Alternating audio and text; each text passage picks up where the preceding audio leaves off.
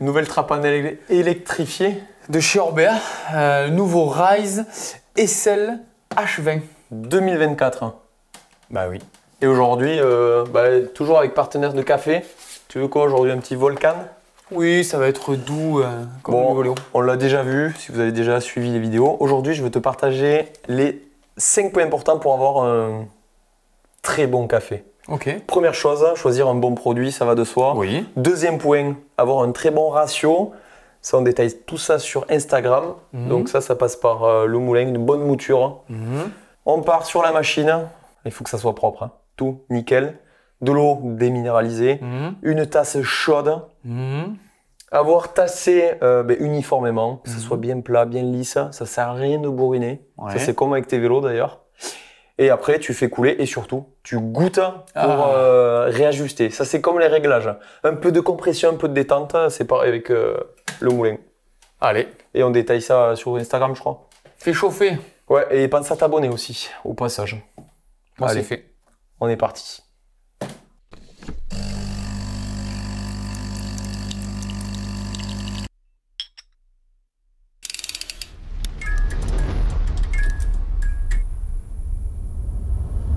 Je sens que ça va être long. Là, on en a 1 heure. Pas une heure, pas trop. Moi, je pense que celle-là, on y fait péter 1h10, un record, je pense. Ouais. Record pour la chaîne. Et j'ai pris le bidon. Je prends le bidon. J'ai même mis de la boisson énergétique. Ouais. Parce que je sens que le café va pas suffire. Et je pense que là, j'espère que vous êtes prêts, parce que ça risque d'être long pour ce vélo attendu. Ah oui. Surtout à cette version aluminium. L'hydro, les 5500 euros. C'est une somme, hein, mais pour un tel vélo, c'est pas mal. En tout cas, ce qu'on peut préciser, on a beaucoup entendu, c'est un petit peu long, oui, parce qu'il y a beaucoup de choses à dire sur ces vélos. Du coup, n'hésitez pas à écouter ça en format podcast, hein. Petit écouteur dans la voiture, on laisse tourner la vidéo et ça fait pareil. Bon, il n'y a pas les images. Ouais. Ben, la voiture, les écouteurs, tu n'en as pas besoin. Mais... C'est pas faux. Bon, on attaque parce que ça va être déjà assez long. Orbea, est-ce qu'on fait un point sur la marque Orbea rapide? Ah bah oui, bah oui. Ah oui, moi je la connais par cœur l'histoire, j'ai travaillé chez eux. Marque espagnole? Basque. Oui, basque, oui, parce que c'est comme nous l'Occitanie. Malabia, derrière les collines. Ça ressemble plus à l'Angleterre que l'Espagne d'ailleurs, le Pays Basque. Hein. Là où ils sont. J'ai vu des images vers Pampelune que tu as fait en photo. Ah oui. Ça avait l'air plutôt stylé. Ouais. Bon, là où ils sont, c'est plus industriel, mais c'est la montagne, quoi. C'est la montagne. Oui, ça a presque 200 ans. Ils faisaient pas des vélos à la base. Hein. Ils faisaient quoi? Des pistolets. Ah ouais? Des pétards, ok. Des pétards. Et après, ils ont fait de tout. Hein. Franchement, c'était un gros groupe industriel. Et bon, ils ont attaqué le vélo un peu plus tard, mais voilà, une vieille marque, une coopérative. Et est-ce qu'ils faisaient du VTT de base ou c'était déjà route Non, ben non, il n'y avait pas de VTT, t'imagines. Oui, remarque 200 ans, ouais, tout ça. Bientôt 200, hein, ils doivent être à 100, non, je n'ai pas dit 200, mais ils doivent être à 180 ans. Beaucoup. Donc, il n'y avait pas de VTT. Donc, ils ont attaqué au début avec des vélos plus simples. Là, le VTT, c'est venu plus tard, mais ça fait quand même longtemps qu'ils sont. Mais c'est vrai qu'ils étaient beaucoup dans la route, beaucoup d'images route, et puis là, en 10 ans, quand même, ça s'est accéléré. Et notamment sur le marché français, ils sont devenus clairement une marque. Par exemple, là, pour parler du Rise, c'était pas le premier VTT à eux léger, mais c'était un des premiers, en tout cas, qui a eu un gros succès et qui cochait toutes les cases de ce qu'on avait besoin pour rouler. Le premier Rise, c'est 2019, je pense, par là. Et ça a été un beau succès commercialement, en tout cas. En tout cas, ça a bien. On a entendu parler. Mais même, tu l'avais roulé, celui-ci, je me souviens. Oui, ben pour la petite histoire, j'ai même fait. J'étais ici, tu sais, quand avec Orbea. Pour le lancement de ce vélo. Pour les photos pour Orbea directement. C'était cool. Et donc, il y a eu une petite mise à jour qui a été faite entre-temps. Et puis là, cette année, 2024, lancement de la grosse évolution. C'est pas une révolution, mais évolution. Du coup, on voit le principe de ce vélo. Qu'est-ce que Orbea a voulu proposer? Donc, à la base, on l'a dit, un e-bike léger. Ouais, on va savoir, oui, léger, c'est bon. On en reparlera de ça. On va en reparler, oui. Mais léger dans l'assistance, léger dans le poids, c'est ça, léger. Ouais. Léger dans l'assistance, léger dans le poids. C'est ça un peu le but, c'est d'avoir, un vélo à assistance où tu as le moins l'impression d'être assisté dans le côté négatif. Le côté naturel du pédalage. Naturel du pédalage, que tu as l'impression de pédaler, mais que ça t'aide pour arriver au sommet et en descente, t'amuser, que ce soit fun. Voilà. C'est un peu ça le principe de ce vélo. Ouais, c'est le paradis au final. Le slogan, il est monstrueux. C'est quoi déjà? Je t'ai dit tout à l'heure. Best, en anglais, je te le ferai pas, mais. C'est le meilleur un petit peu mieux. Je crois que c'est ça. Et là, ils affichent, il faut être bon quand tu commences à annoncer ça. C'est clair. Et non, mais en tout cas, les ingrédients y sont. Ils ont quand même beaucoup travaillé et sur ce châssis. Alors, ils ont tout ce qu'il faut à Malabia en labo, ça c'est sûr. Ils ont même monté une structure de compétition, le O-Lab. Avec Damien Auton. Damien Auton, entre autres. Et on a vu quand même beaucoup le Rise. Moi, ça m'avait beaucoup surpris parce qu'ils ont quand même le Wild des fesses avec un moteur Bosch. Ou le team compétition, enfin, tu te dis ça c'est le vélo d'enduro. Ouais, c'est fait pour envoyer, tu te dis c'est bodybuildé, la grosse batterie, tout ça. Le gros moteur. Et c'est vrai que moi j'étais un peu surpris de voir une communication autant engagée autour parce que le rail c'est quand même plutôt un vélo de trail. Et quand tu vois que Damien il gagne l'Epic, l'Enduro Epic cette année, qui est la course la plus dure du monde avec le modèle de l'année, pas le nouveau. Oui, celui d'avant. Ils l'ont pas laissé rouler, il roulait le proto. Il l'avait déjà lui dans le garage. Bah oui, mais il a pas eu le droit de rouler avec. Et il gagne la course. Donc il n'avait pas toutes les améliorations qu'on a pu essayer. Et ça faisait déjà peut-être 1 an ou 2 ans qu'on le voyait sur les EWS. Oui. Avec il s'est fait un peu plumer par contre là. Là, des fois, il s'est fait plumer. Oui, mais là, on s'est posé des questions sur pourquoi il n'a pas le wild en fait. Moi, c'est la première question que je me suis posée. Tout simplement parce que c'était un team au lab pour développer les produits en collaboration avec Shimano. Et donc forcément, il fallait un vélo avec un moteur Shimano. Mais il a quand même gagné la Méga. Cette année, il a regagné la Méga encore aussi avec le nouveau. Ah oui, la Méga c'est après. Ouais, il a gagné avec l'ancien et le nouveau.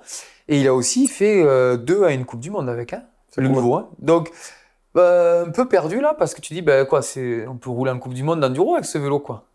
Et d'un autre côté, c'est un vélo de rando. Donc la grosse nouveauté pour moi qui complexifie un petit peu pour le conso et c'est pour ça qu'on va en discuter, cette version SL pour super light avec 140 mm devant et derrière. C'est celle que nous on a essayé parce qu'on s'est dit c'est la plus grand public. Parce que beaucoup de médias, la marque a beaucoup poussé plutôt sur le LT pour Long Travel, je le fais en anglais rapide, qui a 150, 160 de débat.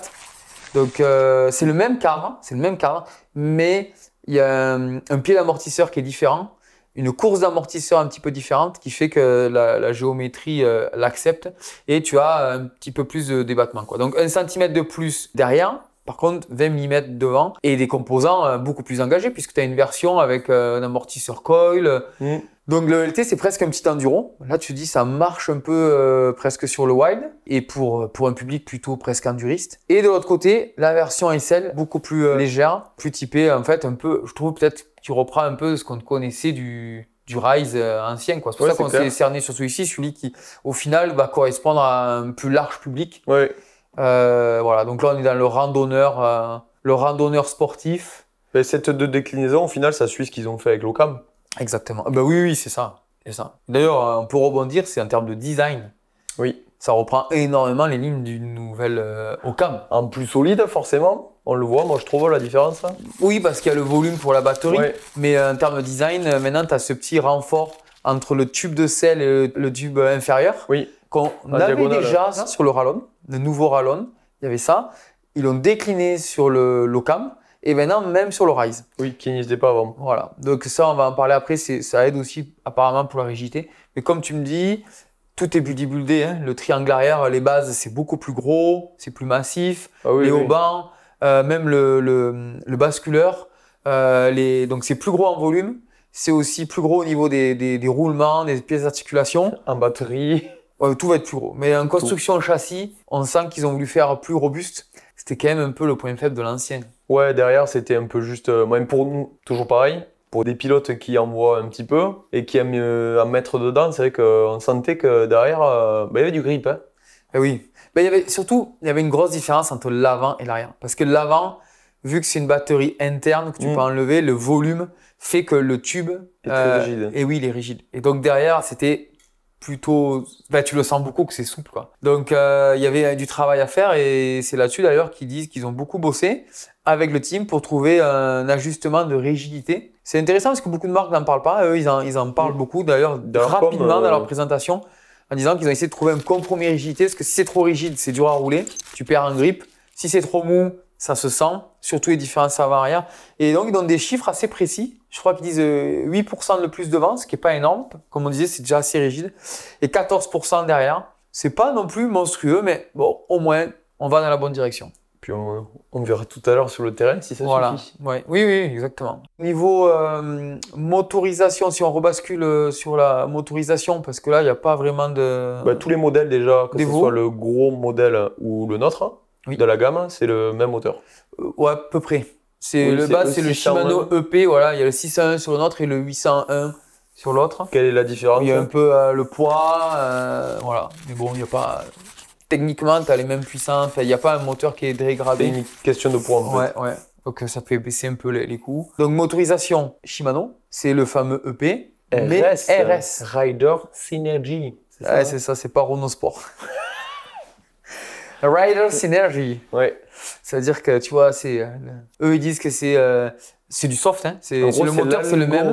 C'est l'algorithme qu'ils ont développé voilà, avec Shimano. Pour avoir quelque chose qui soit le plus naturel possible et qui permet de concilier au mieux autonomie et puissance. Après, c'est pas une évolution au final par rapport à avant, parce que ça existait depuis le début de Oui, ce mais vélo. comme tout algorithme, tu progresses et tu le fais évoluer.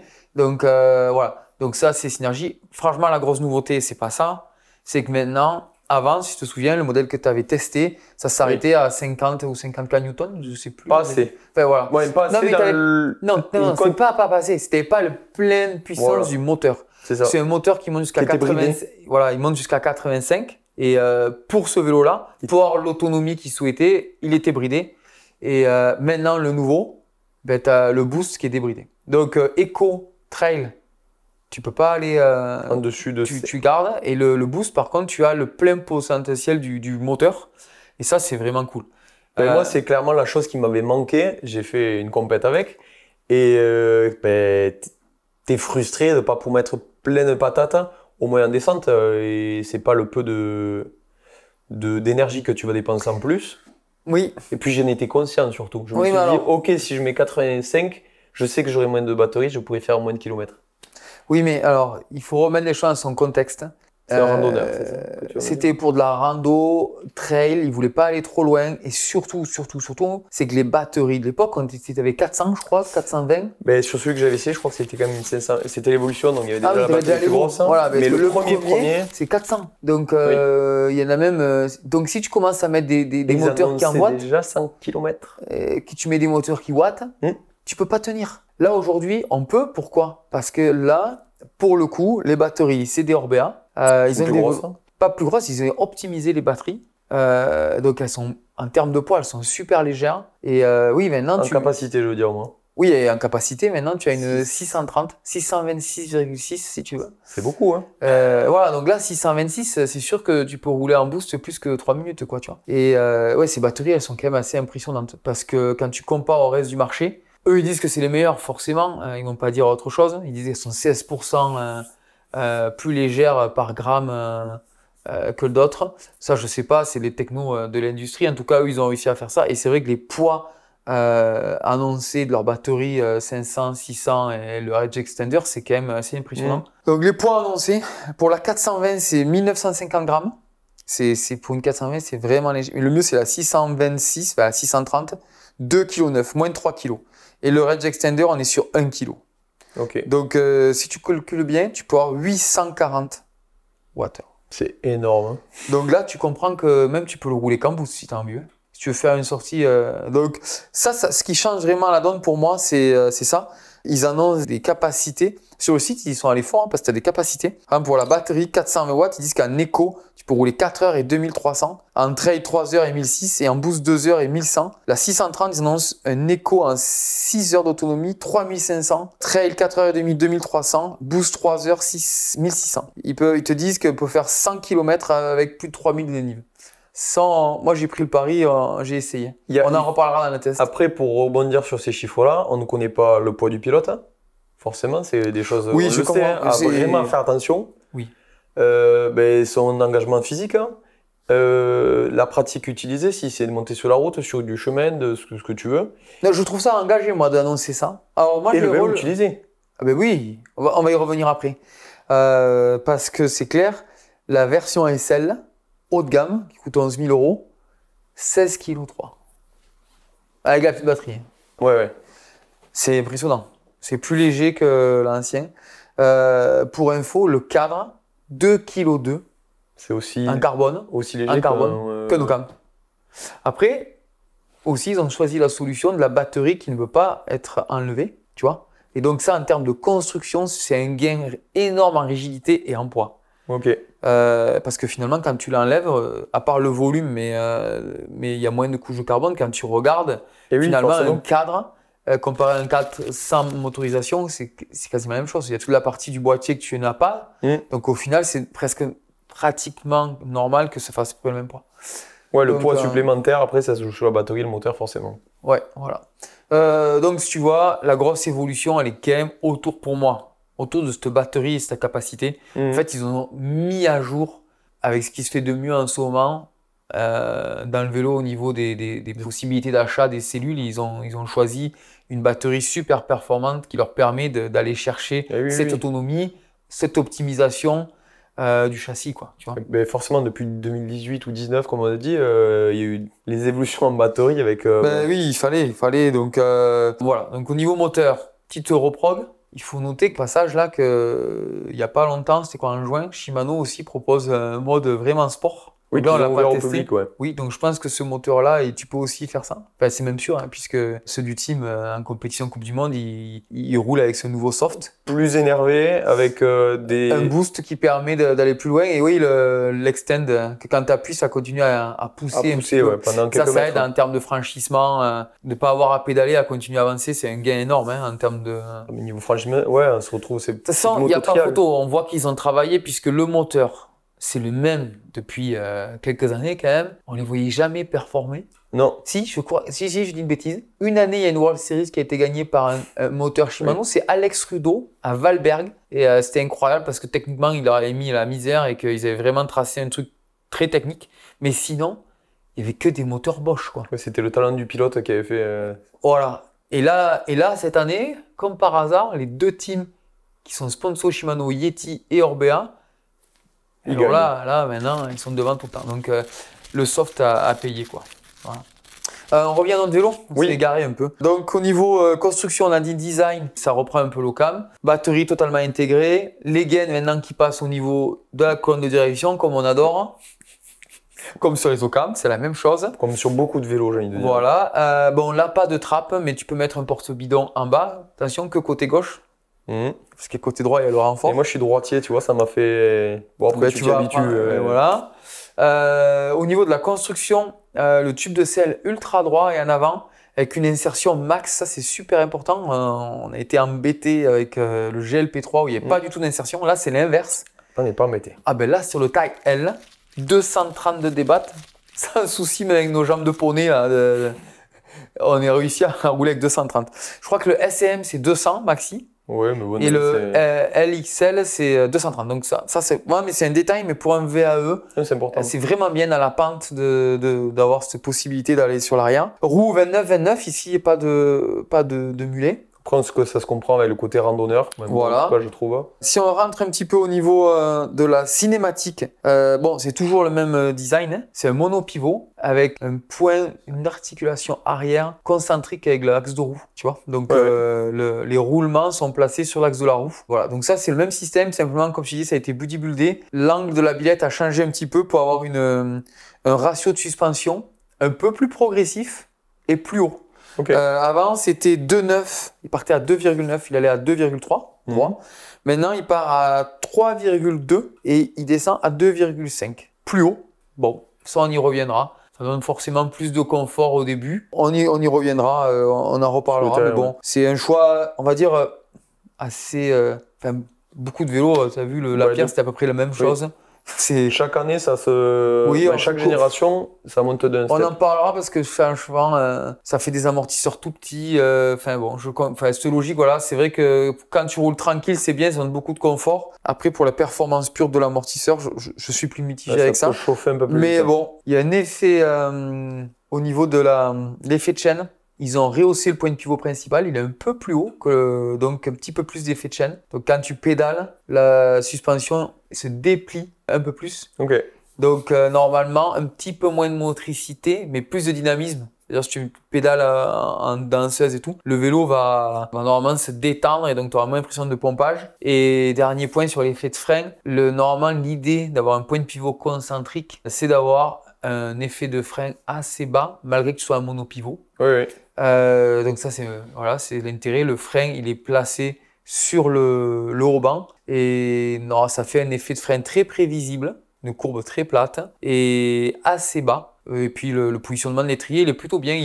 L'étrier il vise le point de pivot principal. Donc normalement on doit avoir quelque chose d'assez neutre et assez libre quand tu freines. Normalement ça ne doit pas venir trop comprimer la suspension, plutôt la détendre un petit peu. Voilà pour les principaux effets. Encore une fois, c'est très peu. Effet de bras monopivot, donc c'est facile à cerner. Il est au-dessus du boîtier pédalier. Donc là, au niveau de l'effet de bras, ça doit être très prévisible. Ça va se passer sous tes jambes. Donc normalement, quand tu te mets en arrière, tu fais un peu rentrer la suspension, mais il faut vraiment se mettre derrière l'axe de roue.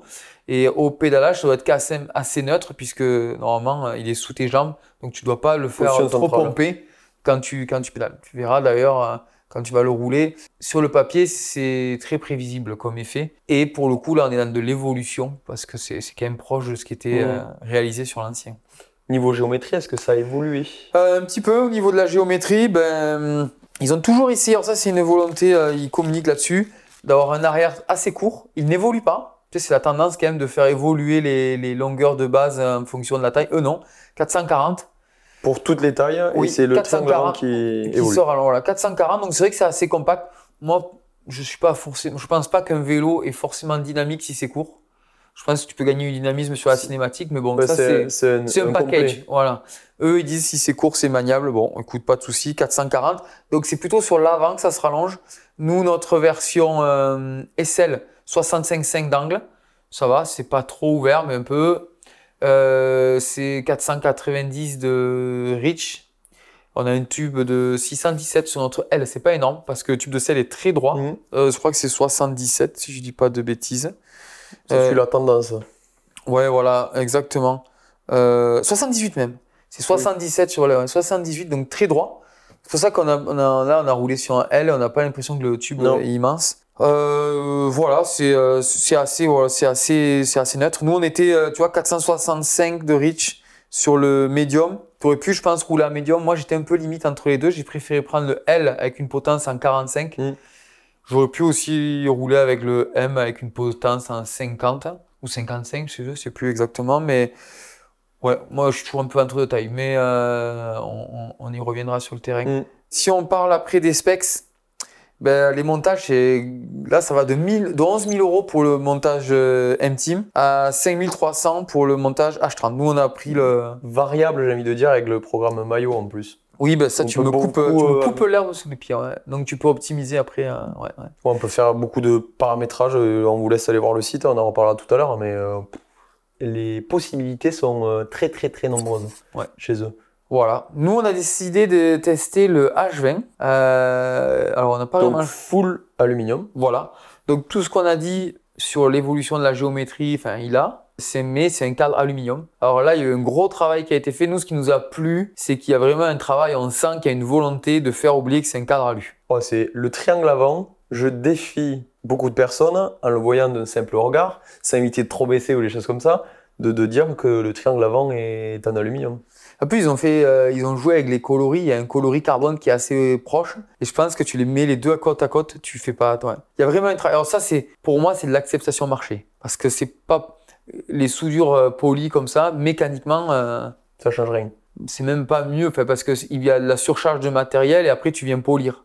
Donc techniquement, un beau cordon, ouais. si on parle à un soudeur, il va te dire je préfère un joli cordon. Mais c'est vrai qu'esthétiquement, c'est réussi. On peut pas dire que c'est moi j'étais un peu bluffé. Ben oui, c'est vrai que le gars qui avant t'a acheté le modèle à lui, tu fais c'est quand même pas la même chose. Il ressemble. Là, pour le coup, Tu le vois que sur le triangle arrière en fait. et encore en des détails. Hein. Exactement. Parce que sinon, ça passe crème. Par contre, en termes de poids, j'ai pas le poids du cadre, mais forcément, il fait pas 2 kg de ça, c'est une certitude. Et on a essayé le modèle H20. On n'a pas choisi, parce que c'est le seul qui avait dispo hors BA France. Qu'on remercie au passage, toujours. Voilà, mais qui est intéressant parce que 5005, c'est quand même une barrière psychologique, moins de 6 000 € pour un nouveau vélo avec le moteur Shimano, avec la batterie 600. Et sans remise. Et sans remise. Oui, on parle pas de remise là. Oui. Là, on parle le prix public. Et d'ailleurs, je crois que tu peux l'avoir avec la batterie 400. Tu gagnes 200 € je crois. Donc On va vérifier sur le site. Oui, mais c'est moins cher. Nous, on l'a essayé avec la grosse batterie. Mais il faut réfléchir à ça. On en rediscutera sur le terrain. Au niveau des specs de ce H20, là pour le coup, donc version SL. On a parlé parce qu'on voulait un vélo de randonnée 140, ça nous paraissait suffisant pour ce qu'on voulait en faire. Suspension Fox, un amortisseur Fox Float avec un calibrage spécifique pour eux, où il y a détente et 2 positions de compression, ouvert et fermé, enfin plateforme. Une fourche entrée de gamme Fox 34 en 140 AWL, on va en parler. On va en parler. Et là, on va aussi parler du programme MyO. Des freins, on va en parler. Shimano M6100. C'est des dehors, grosso modo, c'est 2 pistons. Transmission, c'est un panachage 12 vitesses derrière XT, cassette SLX, manette SLX. On va en reparler. Oui. Le moteur, c'est EP 601. Après, au niveau du poste de pilotage maison, potence AE, jeu direction intégré, guidon alu au cou aussi AE, la tige selle aussi AE, et la selle, c'est une physique. Les roues, c'est des cercles Race Face avec des moyeux Shimano qui sont montés chez Orbea. Et les pneumatiques, alors là, ils ont fait fort. C'est Schwalbe, c'est des... rappelle-moi le nom. Des Wikiwild. Wikiwild.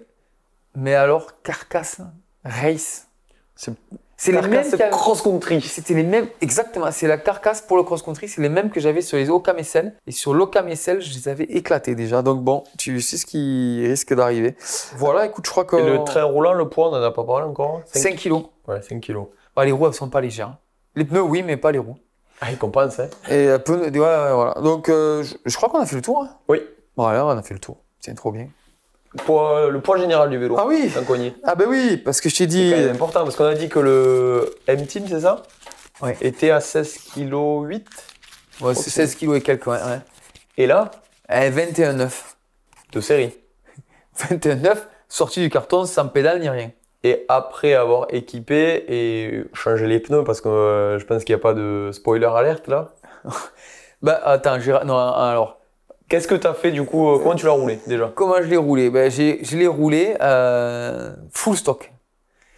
J'ai fait 10 km. Je me suis couché.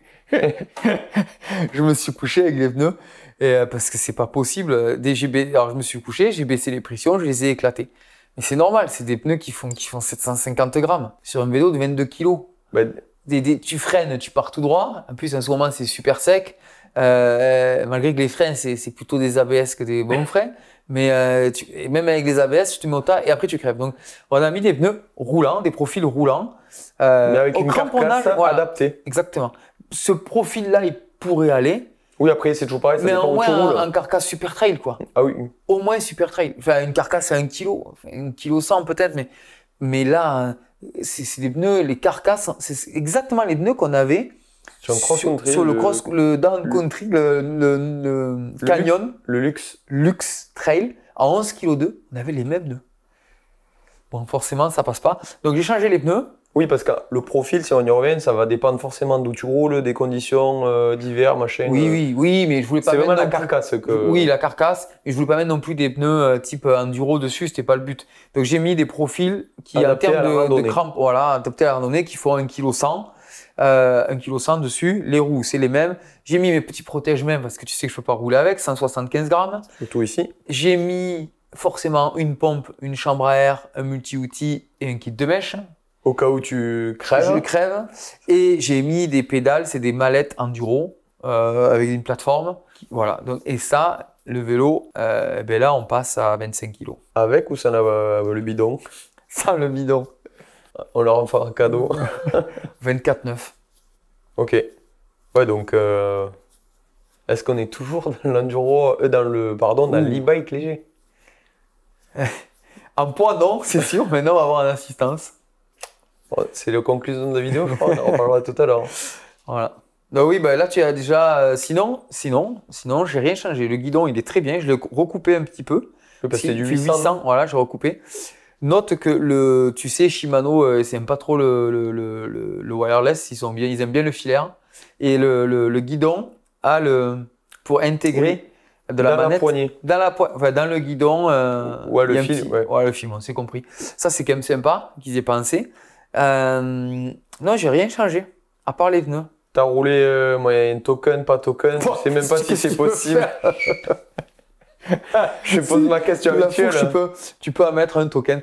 Non, mais alors, cette fourche, je l'avais vu monter sur des VTC haut de gamme Giant. Et bah, tu peux la monter en VTT aussi. De toute façon, tu peux pas faire grand chose. Il y a la détente. Et là où il faut régler la compression, il y a un écrou. Donc, en compression, il n'y a rien. C'est un ressort avec une détente. Que tu pourrais changer ou pas? Le De quoi? ressort en lui-même. Oui, c'est de l'air, oui, tu peux mettre. C'est une 34. C'est le châssis. Ouais, étrange. Tu vois, je me t'ai dit, au pire, tu mets une Marzo. Parce que c'est le même groupe que Fox. Qui marche Et, bien. voilà, bon. On en reparle tout à l'heure dans les autres points. Au niveau de l'amortisseur, c'est un flotte qui va pas mal et j'ai réglé. Alors au début, 30%. Il y a des tokens. Donc j'ai pas talonné. Il y a des tokens dedans, il y a des anti-volumes, pardon. C'est pas des tokens chez Fox. Mais suivant les terrains, il faudra pas hésiter à mettre un peu plus de pression parce que comme je t'ai noté, le ratio est plus haut. il est plus haut. Et tu as vite tendance notamment à toucher les manivelles. C'est 165 les manivelles. On aurait pu penser 160. Et c'est vrai que si tu es un peu affaissé sur les fesses, voilà. Suivant les terrains, si c'est pentu, peut-être rester à 30. Mais par contre, si tu veux, avec cet amorto, ben, là, comme tu l'as roulé toi, on est plutôt aux alentours de 25%. Ok, et que... Mais franchement, c'est 25, mais tu as vu, c'est quand même confortable avec la fourche. Ah, moi, je l'ai aussi utilisé en mode randonnée, une vraie randonnée. Ben, franchement... 25, c'est bien. Hein. Ouais, il me fallait pas plus. Hein. Non. La détente est plutôt bien gérée. Cet amortisseur, ils l'ont bien calibré. Hein. Oui, parce que après c'est pas en fait, il n'y a pas de cohérence avec l'avant et l'arrière. Il va pas mal, l'arrière va pas mal. Hein. Oui. Bon, après, sur des longues descentes, c'est quand même sur un vélo de 25 kg, une petite bonbonne. Mais voilà, si tu fais des longues descentes, même si tu roules pas vite, hein, tu peux rouler assis, passif, et il y a plein de bosses et de trous. Ben, à un moment donné, tu as l'impression qu'il est un peu dur et qu'il raquette, mais en fait, c'est la morteau qui chauffe un peu. Hein. Mais ça va, comparé à l'avant, voilà. À l'avant, c'est vraiment compliqué. Ça, franchement, je crois que tu peux, avec le configurateur, pour 200 €, avoir une 34 performance. Alors, c'est le même châssis. Enfin, c'est le même châssis, non. C'est pas le même châssis, mais c'est du 34 mm, c'est pas une grosse fourche, mais c'est un bien meilleur châssis et ce sera beaucoup plus cohérent avec la fourche. Ouais. Au pire, si tu veux rester dans le même budget, tu pourrais mettre cette fourche et mettre la batterie 400. Au niveau moteur, important, application eTube. eTube Ride, moi j'ai pu utiliser eTube Ride parce que tu as toutes les informations, notamment pour ta batterie, parce que comme tu sais, sur le Ride, tu as une petite manette qui te dit le niveau de batterie c'est vert, quand c'est rouge, il y a un peu moins, et après quand ça clignote rouge, il n'y a vraiment pas beaucoup. Alors j'ai fait un test, tu peux faire, quand ça clignote rouge, tu peux faire entre 3 et 5 km. J'ai fait sur la route, j'ai réussi à faire la fin du col et redescendre. Donc j'ai fait, je sais pas de bêtises, j'ai fait 7 km avec 150 de D+. Ouais. Mais attention, il y avait montée-descente. Oui. Donc voilà. Et après, tu as la couleur des modes, tes 3 couleurs, bleu pour éco, bleu qui clignote pour l'assistance quand tu marches. Marche, l'assist, walk assist. Walk assist. C'est bien, tu parles anglais, c'est mieux. Et le vert pour trail et jaune pour boost. Donc tu n'as que ça. Sachant que t'as commencé à parler de l'application qu'on peut paramétrer et tu peux avoir jusqu'à 10 modes d'assistance. Oui, alors ce que je dis, c'est que sur les 3 LED. Ouais, mais sur eTube Ride, avant on avait eTube pour régler ça. Maintenant sur moi j'aime bien eTube Ride parce que eTube Ride, tu as ta carte, donc c'est faut un GPS si tu veux. Après tu as toutes les infos, donc niveau de batterie, ce que tu utilises, si tu es en éco. toutes les infos, grosso modo, de ton GPS. Voilà. Oui. Quand tu as fini la sortie, tu peux le télécharger sur Shimano ou directement sur Strava si tu as envie. Et si tu veux reparamétrer ton moteur, hop, il y a un lien et tu vas sur La deuxième navigation. iTube, exactement. Et sur iTube, profil 1, profil 2, déjà tu peux choisir ton mode éco, comment tu veux les 3 paramètres, hein, toujours chez eux. Oui. Le niveau de pourcentage d'assistance que tu veux, la puissance et comment ça vient, si ça vient super rapidement ou pas. Et tu peux créer 2 profils. Voilà. Et après, tu peux faire des micro-profils si tu veux. Ouais, et des micro-modes, comme je l'ai dit tout à l'heure, tu peux arriver jusqu'à 10 modes. Bon, après, il faut les connaître. Hein. Ouais, parce que les couleurs, crois que tu restes 5 ou 6 modes en bleu sur ta LED, donc il faut. Moi, j'ai franchement, à l'utiliser, j'ai fait mon profil. Et grosso modo, j'ai fait un écho, ça dépend, on va en parler sur le terrain, mais pour toi et moi, on n'a pas fait le même écho. Mais là, j'ai essayé vraiment un écho vraiment bas, comme eux, ils préconisent pour faire mon pari, on y reviendra, mais tu peux faire ça. Un trail où tu mets un truc un peu plus responsive, qui envoie un peu plus, et un boost full capacité, quoi, tu vois. Et au final, moi, avec ces 3, j'avais à peu près ce que je voulais. Je veux partir faire 2 heures comme un idiot, full boost. Tu veux faire du long, voilà. Bon, par contre. Et ça, c'est très personnel, par contre. Oui, parce que tu as vu, toi, quand tu as essayé, quand tu as essayé ces paramètres, tu as dit, mais l'écho, il va pas, quoi. Ah non, j'étais collé. Ouais, l'écho. Moi, après, honnêtement, toi, tu aimes bien sur tes 3 modes. Moi, j'aime bien monter à 5, tu vois. Oui, ça, je trouve que j'ai plus. Mais ça, au final, c'est à l'usage. Et il n'y a qu'à pionner sur son téléphone, essayer, et tu as vite fait de faire tes choix par rapport à son terrain aussi. Oui, oui, bien sûr. Non, après, ça reste, ce moteur, il est quand même cool. Hein. C'est qu'un moteur Shimano, il est quand même bien. Je trouve quand même assez facile. Tu vois, comparé au Performance CX, avec le mode race, qui est quand même beaucoup. Là, c'est quand même facile. Oui. Quand tu mets le boost, c'est pas non plus la folie. Au pire, tu vois, comme ici, comme quand on a roulé ici, où c'est sec et glissant, tu mets full. Mais par contre, quand la mise en action, tu le fais un peu plus lent. Dans la 3e ligne. 3e ligne. Et tu arrives à contrôler, tu pars rarement en cabre, quoi. Avec oui, ça demande pas des grosses capacités de pilotage, parce qu'il faut le dire, sur un race, par exemple, ou celui-là, il faut des capacités de pilotage. Oui, là, c'est beaucoup plus facile. Beaucoup plus facile.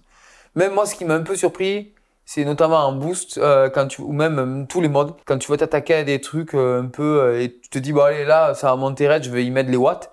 En fait, non, il faut accompagner, quoi. Quand tu mets des watts, tu as l'impression que le truc, il s'arrête. Donc, il faut vraiment accompagner, cadencer. C'est comme ça qu'il s'utilise le mieux, ce moteur. Il faut cadencer, il faut être cool avec lui, en fait. Cadencer et utiliser le couple, en fait. Tu le sens de suite que c'est lui qui prend le... Ouais, les watts, il faut pas essayer de mettre des watts pour des watts. Enfin, tu t'épuises et ça donne pas... Voilà. Oui, c'est exactement ça. Tu t'épuises, mais en fait, tu monteras pas plus vite. Et en général, moi, j'ai essayé, tu te fous au tas même. Hein. Voilà, ouais. Non, mais c'est ça. Donc, au niveau autonomie, moi, j'ai relevé le défi là, des 100 km et 3000. Donc, on passe à la partie terrain. Hein. Ouais, ben là, c'est bon, on a déjà commencé, ouais. Voilà. Ben, en fait, oui, alors si tu veux parler de la position de pédalage, là, les positions de pédalage, franchement, on est bien posé dessus. Bien équilibré. Mieux que l'ancien, encore plus droit. Enfin, moi, j'adore. Rien à dire. Bien posé. Ben, tu vois, on n'a pas eu besoin de changer grand-chose. Franchement, tout tombe assez naturellement. Pour ça, bravo Orbea. T'es de suite bien sur ce vélo, je trouve. Ouais, oui. T'es à la maison. Tu montes. L'angle de selle, il est bien en avant, comme ça se fait. T'es pas non plus le genou dans le guidon. L'angle, pour du trail, l'angle, il n'est pas ultra ouvert. Moi, j'aime bien, je préfère avoir un reach, enfin, un empattement avant avec un tube supérieur un peu plus long et un angle pas trop ouvert qu'un top tube super court et un angle ultra ouvert. Moi, je trouve que c'est bien. Ouais, c'était cool.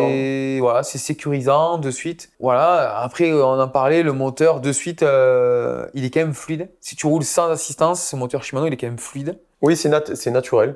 Naturel, peu de bruit. Oui, voilà, c'est pas un TQ, c'est pas la fluidité d'un TQ, mais pour un moteur de ces performances-là, c'est quand même relativement fluide. Et pour s'en convaincre, tu n'allumes pas le moteur. Et il pédale quand même le vélo, quoi. Tu vois, il n'y a pas des frictions monumentales. Et puis après, dès que tu mets l'assistance, ben voilà, comme on disait, c'est assez naturel. Tu n'as pas de coup de pied, mais c'est bien, c'est facile. Donc c'est pour ça qu'après quelques rodages et un petit peu je me suis dit, allez, on tente. Et c'est le longue sortie. Le pari des 100 km. Et 3000. Ouais, plus de 3000, ouais. Avec la batterie 626, 630, mais... Et alors? Ben alors, écoute, ça passe. J'ai fait 3002 pour être précis. J'ai pas mis 6 heures, hein. J'ai roulé à 11 de moyenne. C'est rigolo parce que j'ai fait une sortie à peu près équivalente avec un vélo musculaire du même segment, 140, et j'avais mis aussi 11 km/h de moyenne. Simplement, si tu regardes les courbes de vitesse, avec le VAE, c'est beaucoup plus lissé. Il y a moins de... Avec le muscu, c'est vraiment comme ça, quoi. C'est les montées où je suis allé vraiment plus doucement, puis après, en descente beaucoup plus vite, conservation de vitesse. Alors que là, c'est beaucoup plus lisse, tu vois. Donc, c'est possible. Mais toi, tu as vu, quand tu as essayé le mode éco que j'ai utilisé toute la journée, parce que j'ai fait que de l'éco, par contre. J'avais pas le choix. J'avais pas le choix. J'ai choisi un dénivelé pas trop dur. Par contre, là où j'ai joué, je dois l'avouer, c'est que le terrain était quand même bien technique à des endroits vraiment tech, avec des cailloux et tout ça. Et donc, ça a pas permis d'avoir beaucoup de fluidité. C'était pas que du flow trail. J'ai pris des pistes, du flow trail. Puis après, j'ai mis quand même, t'es venu ici, tu as un e-bike. J'ai fait des trucs quand même assez lents, assez trialisants. Mais au final, toi, quand tu as essayé le mode éco que j'ai utilisé, toi, tu m'as dit, oh, c'est pas possible. Bah, direct, je me serais posé la question à prendre mon vélo musculaire, clairement. Pour être honnête. Alors moi, je me rassurais, c'est que je coupais comme je dis, je coupais l'assistance, puis je mettais éco. Je dis, ah ouais, mais quand même, éco, ça t'aide. Hein. Mais l'éco paramétré d'origine pour faire ce que tu as fait. Non, après, je regardais, c'est sûr qu'en montée, quand même, il y avait des montées super raides. Je pense que j'aurais été t'es entre 2 et 3 km/h plus vite qu'avec ton vélo muscu. Pour nous entraîner, quoi, je parle. Hein, pour quelqu'un qui roule un peu, quoi. C'est pas beaucoup plus. Après, quand c'est plat, bah, t'es moins vite parce que il coupe à 25 et en descente, bah, t'es aussi moins vite. Donc, c'est possible. Donc, un jour, tu veux faire une sortie longue et tout, tu peux le faire, mais c'est pas là où il est le plus amusant. En fait, à faire ça, franchement, c'est pas le plus amusant. Tu vois comment je le vois? C'est que je me dis souvent, quand tu as ce style de vélo, tu n'as qu'un vélo dans ton garage, tu vas pas avoir un musculaire et un e-bike. Ce que je trouve cool, en fait, dans cette démarche-là, c'est de se dire, ok, j'ai un vélo qui ne va pas me limiter par l'autonomie. C'est ça. Je peux faire jusqu'à tant de kilomètres, je peux suivre mes potes qui vont aller faire ça. Je peux le faire, à une condition, d'avoir un peu de caisse. Ah oui, c'est sûr. Ouais, c'est sûr. Tu ne feras pas 100 bornes comme ça si tu n'as pas la caisse. Ah non, mais 100 bornes, laisse tomber. Par contre, c'est vrai qu'avec la batterie 630, demain, tu dois aller faire une sortie de 50 km, tu vas y arriver, quoi. Tu paramètres un peu, tu as vu en plus avec l'éco. Après, l'éco que tu as fait, franchement. J'ai roulé 70% du temps avec l'éco, remodifié. Voilà. Ça va, quoi. Oui, et j'ai utilisé sur 20 km et quasiment 650 de positifs, 7%, 7% de batterie. Donc, voilà, t'es moins limité comparé à avant quand d'autres vélos qui ont des 350 ou 400. Là, tu te poses pas la question, quoi. Ça y amène beaucoup de polyvalence, en fait, je trouve.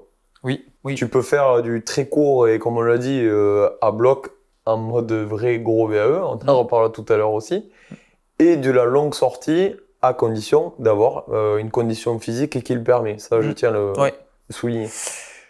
Donc voilà pour ce qui est autonomie et moteur. Après, franchement, le plus maintenant, c'est quand même cette option, les pleins pouvoirs, quoi, le full, avant, boost. Tu ne pouvais pas aller te challenger en montée. Ben là, tu pensais même pas. Ouais. Fais des sorties chez toi. Petite sortie aussi un peu fun, là, 20 km. Combien on a fait? Ouais, on a fait 20 km. C'est court, hein. Mais on a fait, je me suis dit.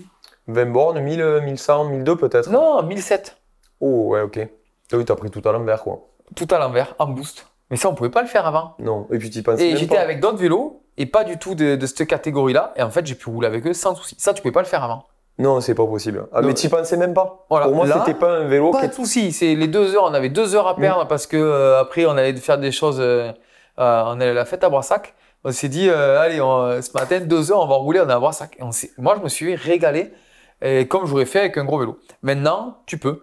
Oui. Attention, avec notre montage, le moteur le permet, mais après, j'ai été limité un peu. J'ai été vite limité. Alors, en montée, pas tant que ça, si, par les choix des pneus, parce que j'avais pas des pneus adaptés à ce type de montée. J'ai dû baisser les pressions. J'ai dû baisser les pressions parce que je manquais de motricité par les pneus, pas par le vélo. Par contre, en descente, clairement, c'est fou parce que la géométrie du vélo, les 140, c'est pas ce qui m'a limité. Je me suis dit, c'est pas ce qui me fait le LT. Mais la fourche, Ouais, t'étais paralysé par la fourche en fait. La fourche, c'est un truc de dingue. Tu sens que le châssis tout peut permet, Ah ben oui, mais oui. devant... Et les freins aussi. Et en deuxième temps, les freins. Voilà. Parce qu'encore une fois, on est sur un vélo, on n'est pas à 18 kg, quoi. Il est plus lourd que le GLP3, quoi. Donc forcément, quand tu lances la bête, vu qu'il a un empattement, il a 1255, un truc comme ça, et qu'il tient bien le pavé, tu te lances, tu as de la vitesse. Avec les freins simple piston, résine 180 et la fourche que tu t'attrapes, elle vient sous le boîtier de pédalier. Tu te veux dire que j'ai fait et que tu roules avec Albin Cambos, ce mec qui fait des podiums en Coupe de France d'enduro, tu dis bah, je vais mourir, quoi. Alors le châssis il peut, mais attention, ce montage-là, tranquille.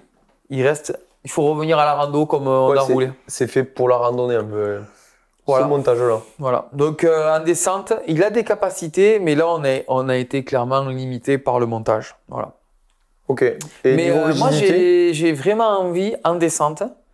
Il m'a vraiment donné envie d'essayer la version LT. On s'est focalisé sur le SL parce qu'on pense que, enfin c'est pas on pense, c'est les gens qui achètent ce vélo, on sait, oui, c'est la plus grande demande. Voilà, c'est des gens, le client type de ce vélo, faut pas se cacher, c'est quand même quelqu'un qui a au moins notre âge, voire bien plus, et qui fait plutôt de la rando sportive, du trail, tu vois, des choses comme ça. Donc je pense que ce vélo-là est adapté.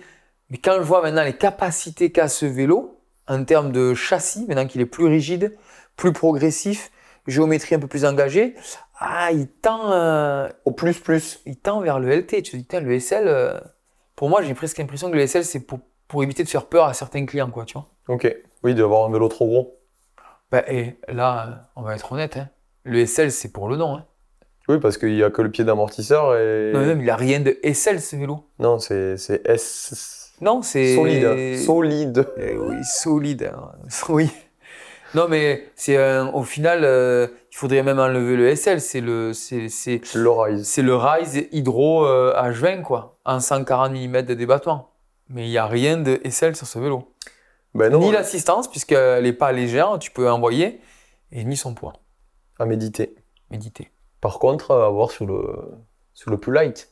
Est-ce que c'est un SL, un vélo light, un e-bike light? Il faut voir. Oui, c'est sûr. Bon, écoute, s'ils ont envie, on essaiera de le tester. Il faut l'essayer séparément. On essaiera séparément.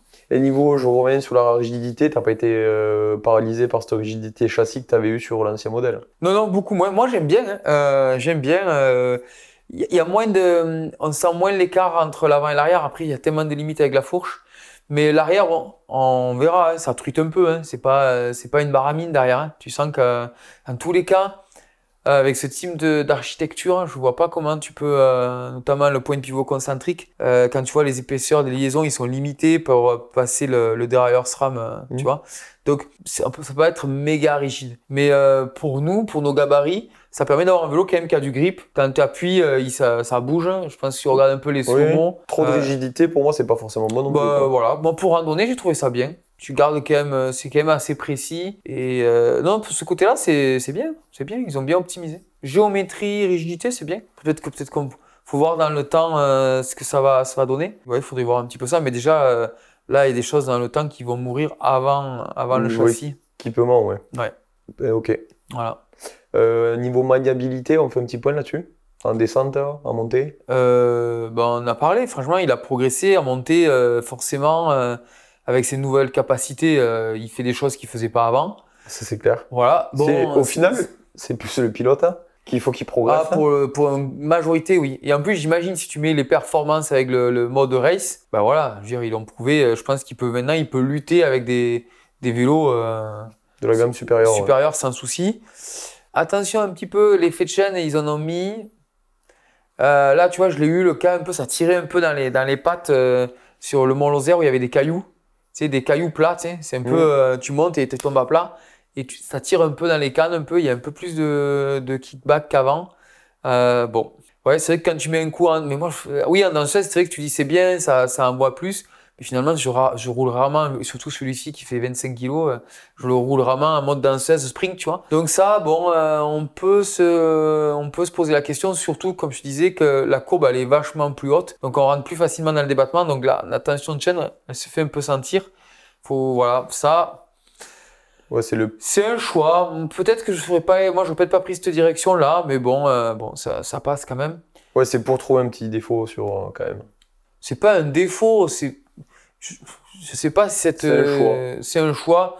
Moi, perso, j'aurais préféré augmenter la progressivité Ouais. en gardant la même courbe, mais en descendant plus bas, avec un amortisseur avec plus de courses, et garder le point de pivot là où il était pour vraiment travailler sur l'amortisseur et la motricité.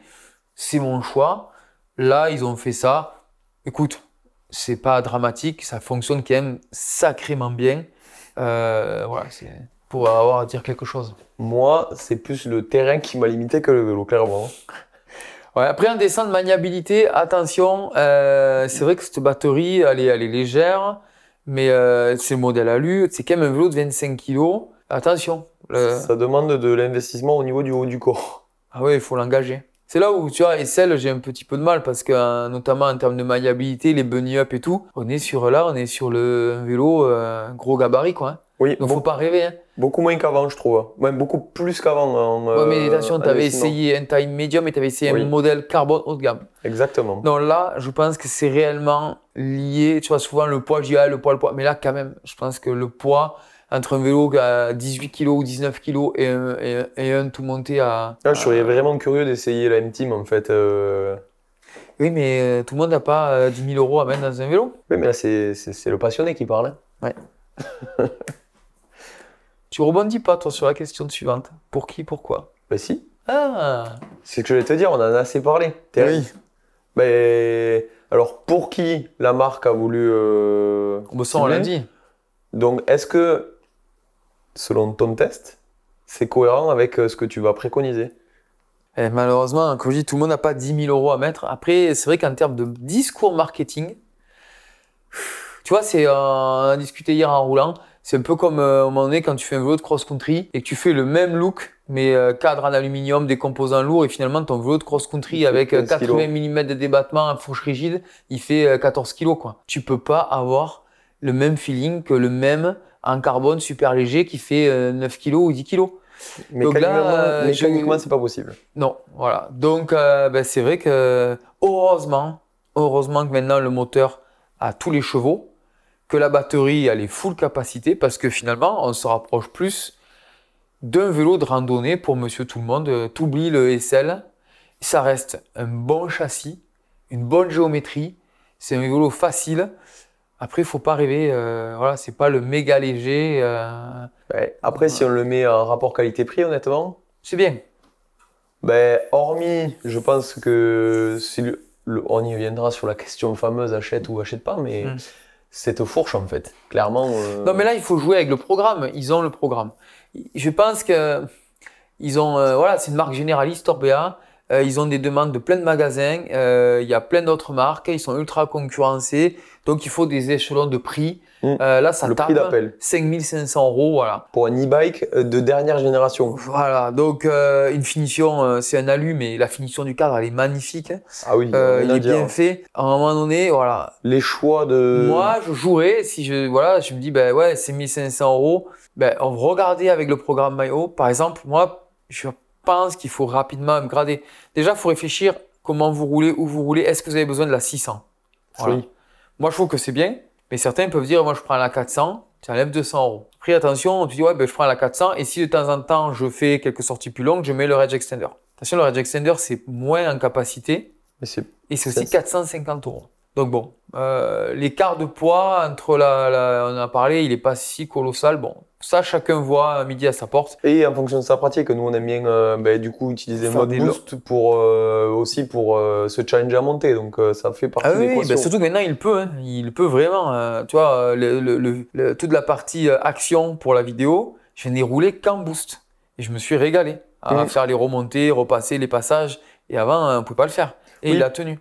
Et alors que d'autres personnes, je suis sûr qu'ils aiment bien ce vélo, justement pour le côté naturel, qui ne veulent pas trop sentir cette assistance et tout. Et là, peut-être la plus petite batterie, au final, oui. Voilà, il faut calculer. C'est personnel. Voilà. Bon, il y a 200 € à aller chercher là-dessus. Ce qui est sûr, c'est que la fourche, il faut passer à l'autre à 200 € de plus. Et je pense aussi les freins. Il y a des XT 4 pistons pour 180 €. Donc, grosso modo, au moins prévoir 400 € de plus. Et les pneus. Ah oui, Donc allez, on va dire 500. Les pneus, je crois que c'est 20 € les maximes, ils sont vraiment gros. Donc ça fait 40 € les deux pneus. Non, ou c'est 20 la paire ou... Non, je crois que c'est 20 € de plus. Ah oui, il faut pas se poser la question. Donc allez, donc finalement, tu es plutôt proche des 6000 si tu prends la batterie. Mais ça les vaut bien. C'est pas qu'une histoire de détails. Je pense que Pour la durabilité. Même, tu vois, le profil, quelqu'un qui est plus âgé que nous, quelqu'un qui a pas un bagage technique moyen, qui a 60 ou 70 ans, qui est un peu passif sur le vélo, cette fourche qui est on-off, il va pas les bras. ça tape à basse vitesse. Dès qu'il y a une marche, elle le plonge. Les freins, si tu es collé sur les leviers, tu n'auras plus de freins. Donc, c'est pas qu'une histoire de performance en tant que telle. C'est aussi, je pense, pour tout niveau, si tu pars sur ce modèle, il faut au moins optimiser les pneus, contact au sol, pour avoir plus de sécurité, plus de grip, meilleure fourche et meilleurs freins. Voilà, ça. Après, pour le reste, ça passe en oubliant qu'il ne faut pas rêver, on n'a pas un vélo à 17 kg, on a un vélo classique, mais on a aussi un moteur vachement performant. Voilà. Donc écoute, randonneur sportif, ça passe. Sur notre version... Oui, ça. C'est notre version qu'on a testée. Eh oui, on peut pas parler des autres, malheureusement. Peut-être qu'on les testera. Est-ce que tu achètes? Moi, je suis pas dans la cible. Clairement, je suis pas dans la cible. Donc oui, j'ai hâte d'essayer la version LT déjà. Et ça pourrait me... En tout cas, l'agrément, moteur, capacité de la batterie, le géométrie m'ont donné envie de le tester. Voilà. Mais après, je le recommande en faisant attention au montage pour... franchement, je réfléchis. Mais sur le marché, qui c'est qui offre la même polyvalence? Alors, tu as des plus légers. Oui, mais très léger, du coup, léger, je pense au Trek, avec les moteurs, avec le TQ, le Trek, le Scott, le Mondraker, même le Spé, mais avec des petites batteries, des 380, des 400. C'est la vraie définition du e-bike léger. Pour le coup. Là, oui, mais ils n'ont pas du tout cette capacité-là. Ils n'ont pas les 85 newtons, ils n'ont pas le boost, ils n'ont pas sa capacité. Et après, il y a des gros vélos, avec des grosses géos aussi. Tu vois, pour faire de la randonnée, il n'y a pas besoin d'avoir, à mon avis, 180 débats et 63 d'angle de direction. Donc, ce vélo, il coche quand même, il est un peu, c'est un peu un ovni pour l'instant. Il n'y en a pas beaucoup. Il y a quelques concurrents aussi, tu vois, Cannondale qui a un vélo, mais par exemple, c'est un mulet, c'est pas un 29. Il a une géométrie aussi plus agressive. Montera, c'est ça? Ouais, Essel. Il y a le Norco aussi, avec le petit moteur SX. Mais bon, pour l'instant, c'est que du 400. Même le 500 va arriver. Mais pareil, c'est un mulet, c'est pas un 29. Donc, si tu es un peu randonneur sportif, trailer, je pense que c'est quand même une des meilleures options aujourd'hui, actuellement, sur le marché. En plus, sur la cible, qui est très grande, et toutes les personnes qu'on voit rouler, ça coche énormément de profils, en fait. Oui. Clairement. Oui. Ouais. Bon, on attend d'essayer quand même la version plus. On verra s'ils nous le demandent. Ouais. Moi, j'aimerais bien. Attention, parce que y a peut-être des choses qui vont aussi arriver. Moi, j'ai roulé le Wild. Non, mais il se rapproche dangereusement du Wild après. Maintenant, on peut se poser la question, en fait, que fait le Wild dans la gamme Orbea, en fait? Sauf qu'il propose la motorisation Bosch Race, qui envoie sévère. Mais c'est vrai que ça serait intéressant de comparer maintenant ce moteur Shimano boosté, avec montage agressif, avec un amortisseur coil et tout, et le Wild. Parce que en termes d'autonomie, de capacité, il y a moyen que ça se resserre vraiment. Les batteries non interchangeables sur les deux vélos. À voir. Ouais. Le débat est ouvert. Allez, on laisse. Je pense qu'on a assez parlé. Un café, parce que là, l'eau, ça suffit plus. Mais moi, j'ai fini ma bouteille. Heureusement, moi, j'ai ma nac. J'espère qu'on a fait péter le record timing là. Je sens que j'étais épuisé. Non, ça va, je dirais pas. Ça, peut-être eux. J'espère pas non plus. Écoute. Encore un bel épisode de Trapanel. Je l'espère pour vous aussi. Pensez à vous abonner, à liker, à partager. Instagram, TikTok, Facebook, partout. Et voilà. J'ai rien de plus à dire en fait. On a assez parlé. J'en peux plus, j'ai plus rien à dire. Bonne semaine. Nous, on se refait un petit café et à la semaine prochaine. Bisous, bisous. Sûr qu'il en rajoute.